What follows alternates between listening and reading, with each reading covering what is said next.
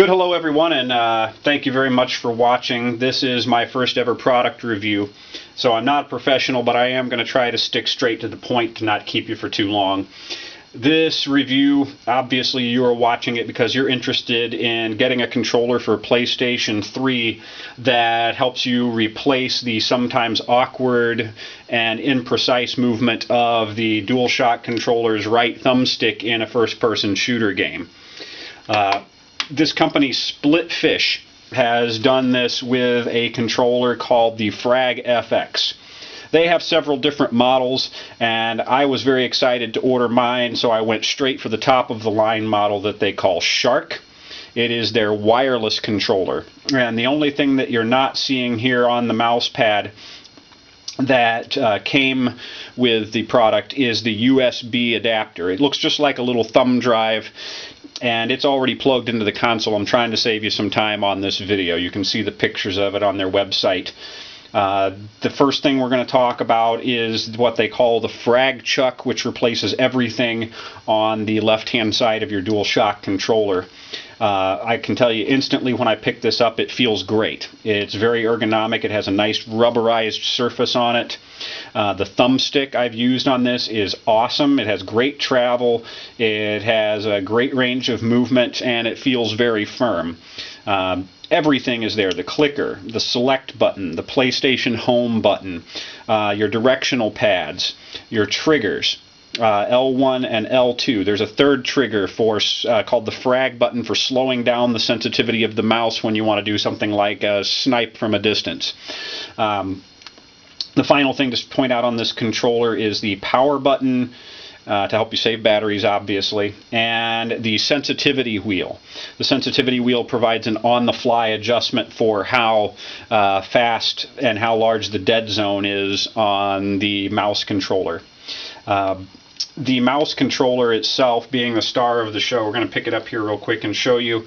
Right on the side, you have your traditional 4 PlayStation controller buttons, and I thought that was going to be awkward at first, but it's actually great. I put my thumb down there right like it would be on the DualShock controller, and I didn't even think about it. It was a real instant change, so I like that a lot. The mouse clickers, very responsive. I like the feel of them. The controller feels comfortable in my hand. The mouse wheel is nice. It's got the clicking movement.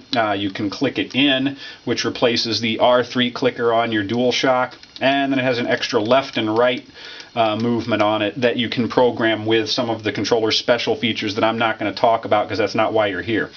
And then finally the start button. So all in all, right off initial impression with the controller is that I really like it. It also came with this mouse pad that's made of rigid plastic so that you can essentially put it on your lap and play right from the couch like we all like to play our PlayStation.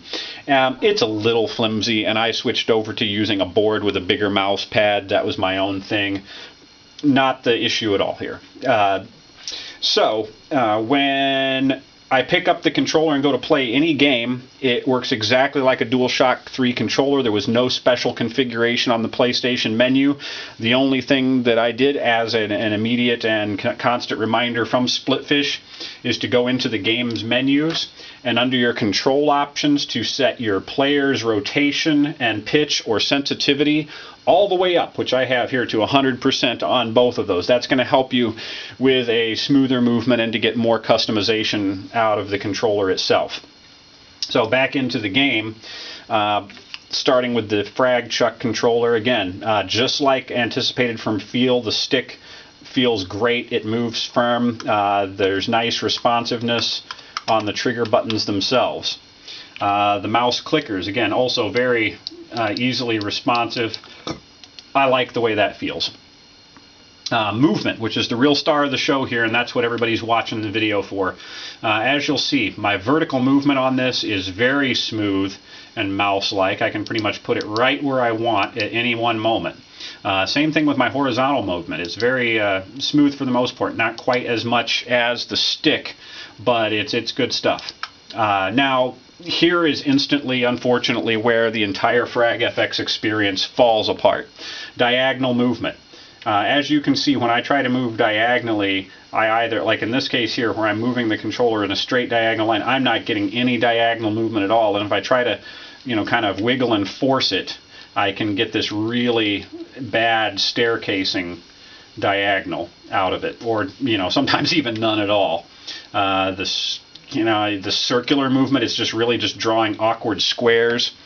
So instantly, everything about this controller is great except the reason that I bought it and the reason that you're probably thinking of buying it.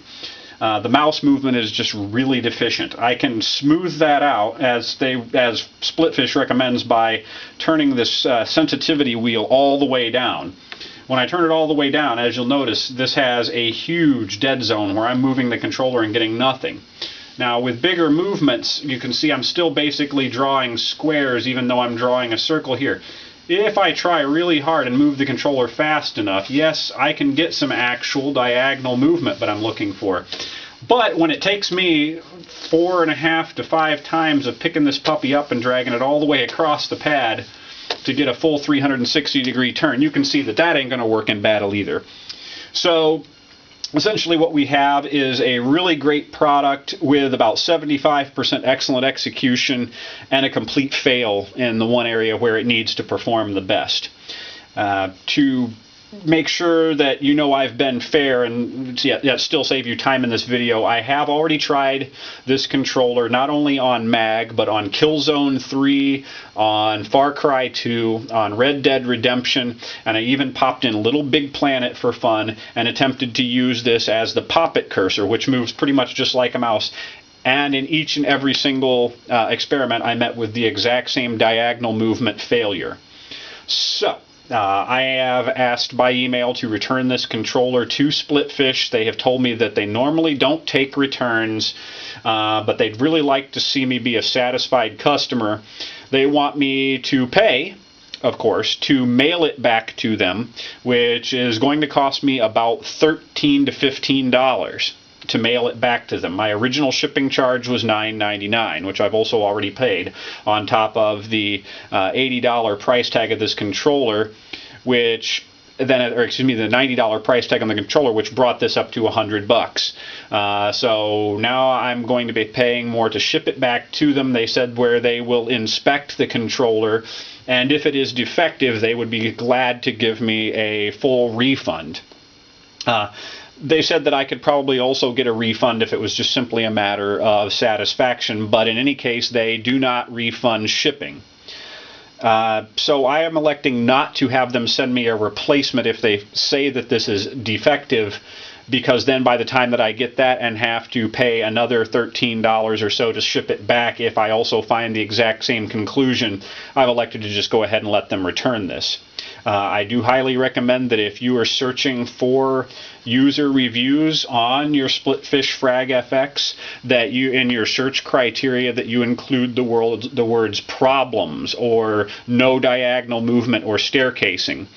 Those are the only times that you're going to run into any reviews, well, most likely run into any reviews that are not padded results. I have found a lot of evidence out there just browsing around and looking for myself that indicates that the people at SplitFish do a lot of work to make sure that your search results for a mouse controller for the PlayStation or for a review for SplitFish all look very positive, and they include a lot of quote-unquote professional gamer stuff in there, but most of all, I've just found other people who had the exact same experience with it. I wish that I had found those reviews first, and I hope that you find this review before you decide to make your final purchase. Thank you very much.